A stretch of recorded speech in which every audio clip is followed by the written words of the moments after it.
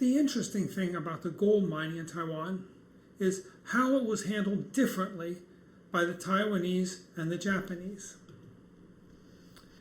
When the Japanese took control of Taiwan, the first year they were just trying to get things under control. There was a 1-year grace period where they say, we're not going to touch anything. Okay, you just do what you're doing.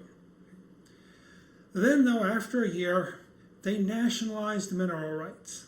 They said, mineral rights now belong to the government, but you can lease them from us. Okay. Now to lease mineral rights, the Japanese required a large deposit. Okay, so you had to prove you had a lot of capital. And this means two things. First is that, this kind of guarantees you're going to get more capital intensive mining, because only people with lots of capital or capital they can get at a low interest rate will be able to lease these mineral rights. Also, this pretty much guarantees Japanese control of the mines. Now, originally, and maybe it's true, I thought this is maybe kind of an imperialist policy deliberately discriminating against Taiwanese, though I have recently found that when the Japanese in the Meiji period were trying to reform coal mining, okay, and I think in Kyushu, they actually had a program very similar to this, where they required large deposits in order to try to get rid of all the small miners and try to get bigger companies involved. So the Japanese government, they did believe that large-scale, capital-intensive mining was the way to go. And they looked at the Taiwanese way of mining as a backward way of mining. We have to get rid of this. Okay. Now, for Taiwanese, they could still get licensed to go and look for gold in the rivers. I think there may have been a few licenses for placer mines where they could get some leases, some mineral ground leases for placer mines. But the two important leases were both on the mountain that Jiu-fen was on. One was Jiu-fen, the other was the other side of the mountain, Jin-gua-shi. Jin-gua-shi turns out to be the biggest minefield. Jin-gua-shi, it's run by the Tanaka group. Okay? This is the largest mine. The workers at the mine are about half Japanese and half Taiwanese. And this was true also at many of the mines, okay, in Taiwan. You have workers that were both Japanese and Taiwanese, but Japanese wages in general were about twice what the Taiwanese wages were. Why was that? Okay, that's kind of an interesting question. Is this just discrimination, or do the Japanese miners have more skills than the Taiwanese? Is it a matter of just the Japanese bosses can communicate better with the Japanese miners, so they find they're more valuable? Okay, I haven't seen any real good research along this line. I don't know. Okay, what the Japanese did though is they did use capital-intensive methods.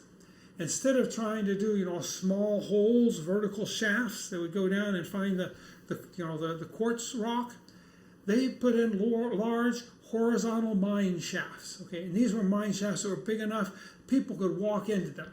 Okay, you could also put in a railroad with them. I think I have this up here. This is an example of a small railroad that would run in and out of the mine shafts. You can see the mine shafts are very roomy. Okay. Once you get the ore out of the mine, okay, you're up on the mountain. They want to take it down to the lowlands near the ocean shore, where they can transport the ore to the factory. They use cable cars. They have a cable car that will take down all the ore. The ore goes into to be refined, to be found out of the rock. It goes in and is crushed by a steam hammer. Okay, so what you've got a lot of quartz. There's gold mixed in with it. You have to crush the quartz with a steam hammer, and then there's a big washing facility that runs the water through. It finds ways to get rid of the quartz, and then you're left with the gold. And then the factory, can do what it wants with the gold. So that's kind of an integrated production method. Okay, the same company is digging out the ore, it's treating the ore, it gets the gold for itself. Okay, the workers, they're all just earning wages. The Japanese are earning higher wages than Taiwanese for some reason or another. Jiu-fen, okay, Jiu-fen is a little bit different because I think it's a softer rock, okay, and so with a softer rock, you don't need to use that steam hammer to crush the ore. Okay? Jiu-fen is run by what was called the Fujita group. Okay, the mining was pretty similar to what was done in Jin-gua-shi. It's still these vertical shafts with rails, so you can take the ore out easier. Okay, the difference is that this is softer quartz ore. It's easier to process by hand. So when they bring the ore out, they just sell it to whoever wants to search for gold in the ore. Okay? Taiwanese live now in this new settlement of Jiu-fen up on the mountain slope. Okay? They live in a lot of these shacks. Many of these shacks are up on small stilts, short stilts, and below the shack, often there's a canal. There's running water going beneath the little shack. The people, they go each day, they buy the ore, they take it back to their shack, and then they spend the day using the water to wash the ore and to try to find the gold in the ore. So this is very labor intensive. The Taiwanese just they crush the ore with mortar and pestle. You don't need a steam hammer to do it. They wash the ore in the huts. Then the ore is theirs. They can do what they want. I think the Fujita group is willing to buy it back from the market prices. But if they want to find some other merchant who will buy the gold, that's fine too. Okay, the Fujita group makes its money selling ore that contains gold, and then the Taiwanese make their money, searching through the ore trying to find the gold. Gold laborers really, on average, they only make about what we would consider like a minimum wage, or a wage for unskilled labor. And the reason, of course, is that they are pretty much unskilled labor. Each of them has a dream that they're going to hit it rich, maybe from gold, and so they're willing to do this job. But since it doesn't take much skill, it's easy to attract laborers, and you don't have to pay them very much, and you can charge a lot for the ore, and make the Fujita is making probably most of the money. So this is the way the Japanese mining was run. Okay? Things start changing though with a man called Yin. Okay, I hope I've got that pronounced right. Chen Zhonghe, he was the big rich man down in Kaohsiung in the south part of the island. Yin, he becomes probably the richest person in the north side of the island in Jilo. He comes originally from a fairly well-to-do family that had invested early on in the Qing dynasty in coal mining. He went to school. He had some literary pretensions. He wrote Chinese poetry. He also, when the Japanese came and took over, which was when he was a young man, he quickly begins learning Japanese. And he works for a while for the Japanese government when they come in. Okay, so he's willing to work with these foreigners. It doesn't bother him. He has the money from his family, and he knows Japanese government officials, so he begins investing in coal mines. And again, I told you coal mining is an important type of mining in Taiwan, which I'm not going to say much about, but he does do his investments in coal mine, but he also works with the Fujita group in Jiu-fen. They need workers, so he's important in trying to round up Taiwanese who want to work with the Fujita group. So he has to be very good with this family-run organization, operation in Jiu-fen. When Fujita starts, having mines, these mine shafts that don't pay out, okay, they close them down. Well, Yin, he looks at them, he thinks maybe he can do something with them, so he starts renting the closed down gold shafts, gold mines, from the Fujita company, okay? And he makes them profitable. Okay? So he starts getting involving in gold. Now, how does he make these mines profitable that Fujita cannot make profitable and things just need to be shut down? Okay? Well, what he does is he uses contracting, and he also allows subcontracting. Okay? And so what happens here is he opens up the mine. He tries to keep the mine in good shape. And then he basically leases off different parts of the mine, of the mine shaft. He says, okay, this 100 meters over here, who wants to bid for this part of the mine? And then people would bid for that part of the mine, and they would go in and they would look for gold. Okay? And if they didn't want to look for gold themselves, they might bid, get that 100 meters of mine there that they could operate, and then they might subcontract that out. Maybe they would say, well, I'm gonna, whoever wants 20 meters, or I've got five blocks of 20 meters here. I'll let those go to the highest bidder, and then maybe 5 different people bid for these, 20 meters, 20 meters, 20 meters, 20 meters, 20 meters of mine shaft. Okay, he's okay with this. Okay, he just lets people into the mine. He takes care of the basic infrastructure of the mining. Okay, but you get in there and you look for gold yourself, and you just you have to bid, and you pay me kind of a fixed amount, and then whatever you make, that's yours. Okay, this is good because it's overcoming agency problems. Whenever you get into something like a gold mine or a diamond mine, workers kind of like to steal. Okay, it's pretty easy to steal these things. If you say if it's gold or diamonds, if you come across some of this, you can basically swallow it. Sooner or later you're going to pass it out, and then you can find it again. It's a dirty job, but it's gold, it's diamonds. People will do this. Okay? So this is one reason maybe that the Fujita group sometimes has trouble making money. Okay? Maybe the people aren't working hard, but maybe there's also some stealing, some stuff like this going on. Okay?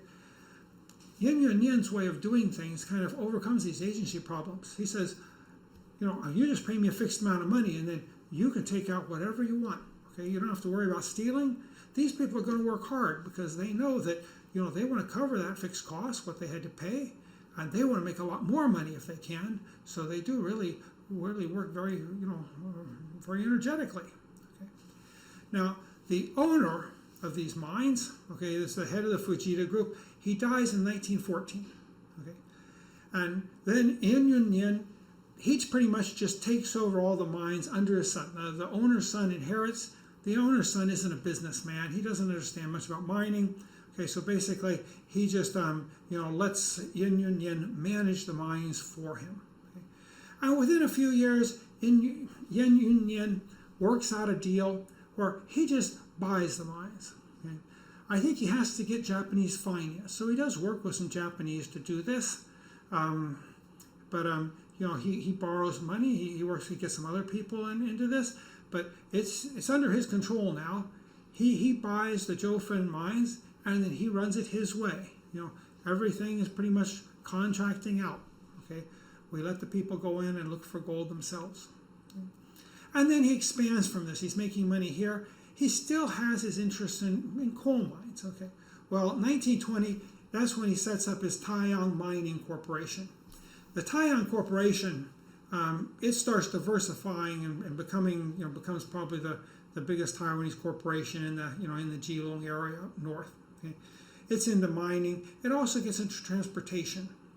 And I remember in my early years in Taiwan, I would sometimes see the Taiwan buses, okay, running on the highways. But he started out with railroads, eventually, originally, and coal mines and the gold mine. One of the most famous railroads that he sets up is the one that the Pingxi line. Okay, and the Pingxi line, it's set up just as a coal line. It runs from there's a railroad that runs from Taipei up through Reifang and then down to Yilan. This is a branch that goes into the coal mining country, into this long coal mining valley in Pingxi. Okay, and he sets this up just to pull coal out of the area because he's invested in coal mines. Coal is very heavy. Okay, a coal mine isn't worth much if you can't transport the coal out to market. So he invests in these mines, and he goes in with his company and he builds this railroad. Now eventually in 1929, the government decides this railroad is important enough that it buys it from him. Okay, and then it turns it to general use. So it not only takes coal out of the Pingxi area, it also runs a passenger service. Okay? But this coal line, he first was the one that designed this and got it running. Okay, 1921, that's when it was finished. You can see that he got it up and running during the big post-World War I boom. Okay, it was when the money was loose and the interest rates were low and they were starting to lend more to Taiwanese.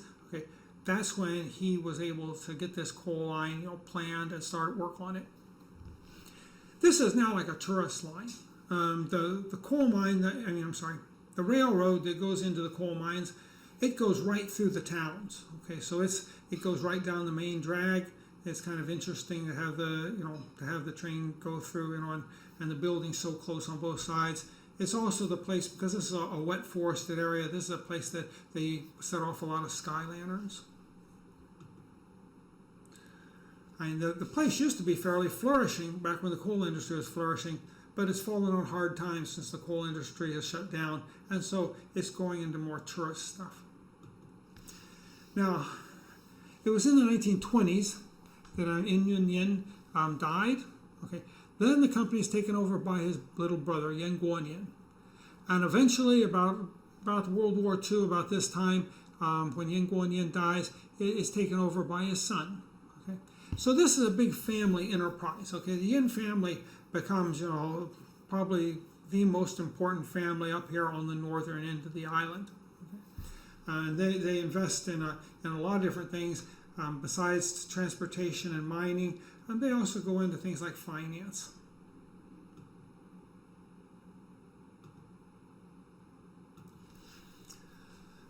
The Jin-gua-shi mine, okay, it does pretty well, okay, but things really changed in 1933, okay. Somewhat before 1933, there was a change in the Japanese government policy, and they decide they want more gold, and they raise the price of gold to make gold mining very profitable. Okay? Well, the company that was originally running the Jin-gua-shi mine, they couldn't get enough capital to really, run the mine at full speed. So they sold the mine to the Japanese Mining Corporation. Okay? They put in this large increase in capital. One of the things they do is, there's different levels of the mines. I think the top 3 levels, they just basically, it's the top of the mountain, they just take the whole top of the mountain off, okay, looking for the gold. When you go inside the mountain today, and you can go in a few shafts and just, take a quick look, there's some open for tourists, but I've heard people say that within that mountain, there's, 100 kilometers of tunnels. They don't let you go in there now, but it's a honeycomb. It's just full of tunnels where they've been mining for gold. This is a picture of what the mine looked like in the 1930s. Today, if you go up along the coast road and you look toward the mountains inland, okay, sooner or later you'll see this, old building, and this was part of the Jin-gua-shi mine. It's still there, though most of the buildings have been torn down. Another thing you'll see if you go by there, you see these big pipes. Okay, they look like pipes. They're concrete, and they're very big, very wide pipes going down the mountains.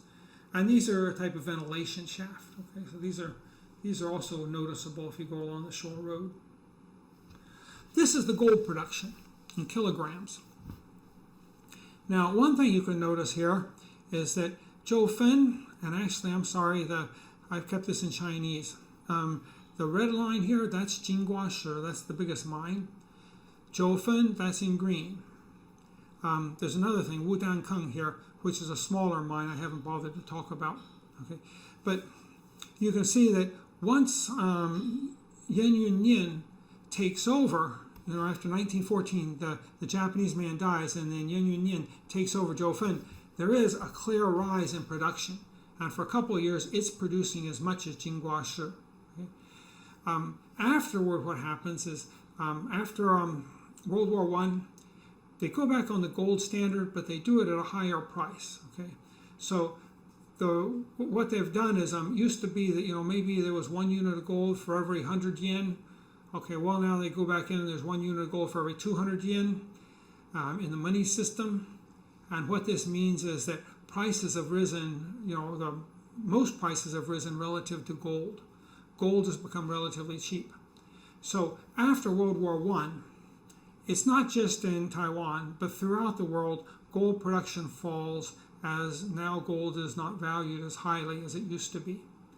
This is maybe one reason we have the Great Depression. Some people have argued that with the fall in gold production, because they've gone back onto this gold-based system at the wrong price, that this is kind of going to guarantee a big deflation sooner or later.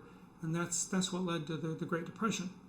Okay, but that's kind of beside the point here. Here the important point is that gold prices do go down, and so the 1920s is not a good period for gold. But in the early 1930s, okay, the Japanese government's policy is they want a lot of gold. They want to stockpile it. They raise the price of gold, okay, and the gold mines of Taiwan just boom in the 1930s. Okay. You can see the biggest boom, that's the red line, that's Jin-gua-shi, okay, but Jiu-fen also does very well. After the war, you can see these mines never really come back, okay, and after the war, the reason basically is that they priced the gold too low. I'm going to the end here. When we get into World War II, particularly in the later part of the war, the Jin-gua-shi mine is worked by POWs. And if you go there, you can see some pictures of this. Most of these are probably British and Australians that were captured early in the war in Malaya and maybe some in Indonesia. Okay? And so this is one of the pieces of history in Jin-gua-shi. It was a place of prison labor. After the war, Jin-gua-shi was Japanese property, so it's taken over by the KMT government. Jiu-fen, originally, that's private Taiwanese property, but during the war, the Japanese government nationalized it. After a few years, the Yin family finally convinces the KMT government that that's legitimately their property. Okay, it shouldn't be nationalized. Okay, the Japanese have stolen it from them, and so they get back Jiu-fen. Okay? And Jiu-fen is one of the few places on the island where the mineral rights are controlled by private enterprise. The mining, so the new KMT government, it now will produce its own gold in Jin-gua-shi, okay? But it also buys the gold from Jiu-fen.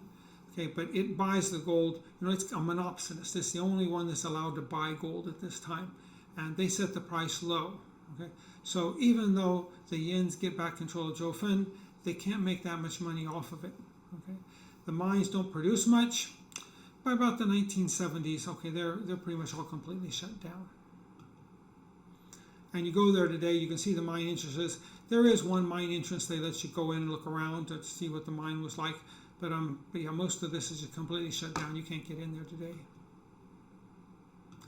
So, the interesting thing I find about the gold mining in Taiwan is these two different ways of doing business. The Japanese like to do things with a lot of organization. They like to do it large scale. And of course, they had cheaper capital, so they would do things in a more capital-intensive manner. The Yins, okay, I think they represent a more typical Taiwanese way of doing this business. They didn't really work with a lot of organization. Okay, what they did when they could is they liked to contract out and work with others, giving them independence. Okay, maybe this shows that they weren't really that good at management. They were much better at finding market opportunities. They looked around and they would find the best way to make money. But as far as say organizing mining and concern on a large scale, they didn't make money that way. Okay? What they did is they would identify mines that looked like they could make good money. They tried to do the mining on a small scale, and if it had to be done on a large scale, instead of doing it all themselves, they would contract out and let other people do pieces of it, so that the people, you didn't have to have a big organization all working together. You could have each person doing, or each company doing just one piece of the work. This is, I think, we're going to see as a common way for Taiwanese business to work. It may be the normal way for small businesses to start out. Probably most economies at the beginning, before they really get much manufacturing going, most of the business people are more merchants. Merchants maybe aren't that good at organizing large-scale production, so they tend to like to break things down and try to do a lot of little small-scale production. And it's only with a lot of practice that gradually the ability to do large, organized production becomes efficient. And under Japanese rule, maybe the Taiwanese didn't have too much opportunities to gain this experience, but they were very good merchants, and they were very good at finding profit-making opportunities, and then on a small scale exploiting these opportunities and working with other small-scale producers.